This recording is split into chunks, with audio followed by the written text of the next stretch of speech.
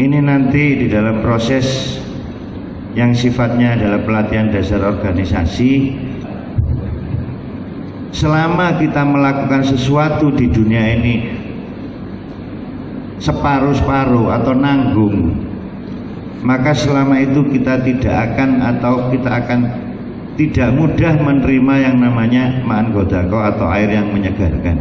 Bapak Sunyoto Hasan Ahmad, yang itu juga beliau menerima dari Bapak Kiai Muhammad Muhtar Mukti, bahwa manusia mengandung 3 hal. Satu, disebutkan wa ma khalqu wal amru, dan Allah khalqu menciptakan, wal amru memerintahkan. Maka di situ manusia itu ada sisi jasmaninya, kholqi, ya, ciptaan, ada sisi amru. Amru itu yang menjadi urusan Allah atau yang diperintah oleh Allah.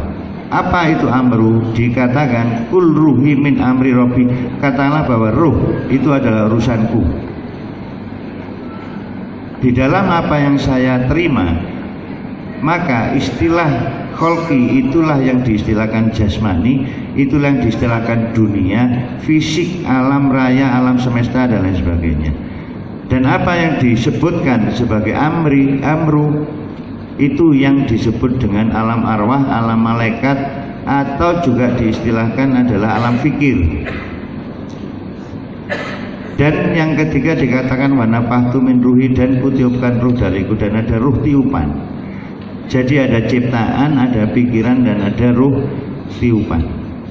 Pada saat ini yang sering menjadi lawan kita, yang sering menghambat diri kita, itu adalah pikiran kita sendiri.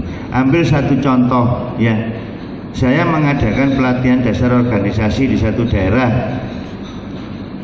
Ada yang kemudian sampai di informasinya sampai di saya, loh, mlebu tahun piro rek iku nang Sidikian. Jadi bukan persoalan apakah yang disampaikan sesuai atau enggak, apakah dari yang menyampaikan ini menerima tugas atau enggak, tapi akhirnya perkara tuwek-tuwekan, disi-disian mlebu Sidikiai, ya. Ada juga di dalam pikiran kita, saya sudah pernah menerima. Saya katakan terus terang, ini bukan hanya di tingkat wilayah daerah, bahkan di tingkat pusat, meskipun itu ya bukan di Dibran. Saya sudah sering pelatihan. Maka sekali lagi sadari, itu berarti pikiran sedang menghambat masuknya pemahaman-pemahaman yang mungkin itu bermanfaat bagi Bapak Ibu semuanya. Ini nanti saya akan membacakan kembali tentang buku hijau ini. Dan mungkin sebagian Anda yang sudah 2 kali sama-sama kita membaca buku ini bersama-sama, Anda pun bisa jadi pikiran Anda mengatakan, aku bolak-balik moco, saya sudah berulang kali membaca. Maka saya akan sampaikan, itu bagian yang menghambat, ya, keyakinan kita. Karena selama ini, selama saya ngaji di Sidikiyah, yang menjadi lawan dari keyakinan itu yang menggoncangkan selalu pikiran kita sendiri. Yang kedua, apa yang ada di sini yang nulis bukan lainnya, yang nulis adalah, yang nyusun adalah beliau sendiri, Bapak Kiai Muhammad Muhtar Mukti. Sebagaimana kita pahami bersama, apa yang disampaikan oleh beliau Bapak Kiai Muhammad Muhtar Mukti, apa yang disampaikan oleh tokoh-tokoh tasawuf, tidak ada yang sifatnya 1 kali baca, 1 kali pemahaman, tidak ada. Mungkin Anda pernah membaca buku kitab Mantiqu Thoir, Musyawarah Burung, yang menyusun adalah Syekh Fariduddin Attar. Syekh Fariduddin Attar itu makannya di Iran, di kota namanya Nisapur, ya.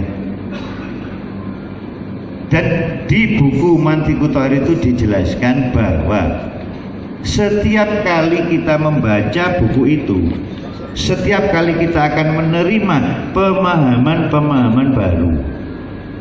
Sebab apa? yang dibawa oleh ahli-ahli tasawuf itu adalah lautan tanpa tepi, lautan tanpa batas, lautan yang tidak berpantai. Sementara kemudian dirupakan dalam bentuk tulisan-tulisan yang sifatnya tulisan-tulisan ini terbatas. Sehingga yang menarik adalah setiap kali kita mendengarkan dawuh beliau, meskipun diulang, dan setiap kali kita membaca kitab-kitab yang ditulis oleh beliau, meskipun kita ulang, pada faktanya kita menerima pemahaman yang baru di setiap kalinya. Saya sudah sering membaca buku ini dan setiap kalinya di situ timbul pemahaman-pemahaman baru yang sebelumnya tidak pernah saya dapatkan. Oleh sebab itu, ini nanti saya akan kembali membacakan buku ini, ya. Dan coba ini saya ceritakan yang kemarin saya ngobrol dengan Pak Yai, ya, bincang-bincang dengan beliau menyampaikan, sering ini sebenarnya disampaikan, banyaknya orang tidak melihat segala sesuatu dari 3 kacamata. Biasanya hanya melihat dari kacamata yang tampak. Apa 3 kacamata itu? 1, kacamata karsa, kemauan. Sehingga kalau kita memandang atau membaca dan kita memandang ini dari kacamata karsa, maka kita mencoba memahami apa yang diinginkan atau yang diarahkan oleh beliau di dalam sisi kemauan, ya, diri beliau dan kemauan diri kita.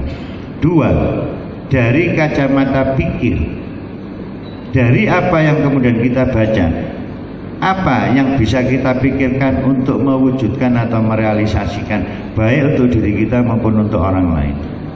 Yang ketiga, menggunakan kacamata rasa.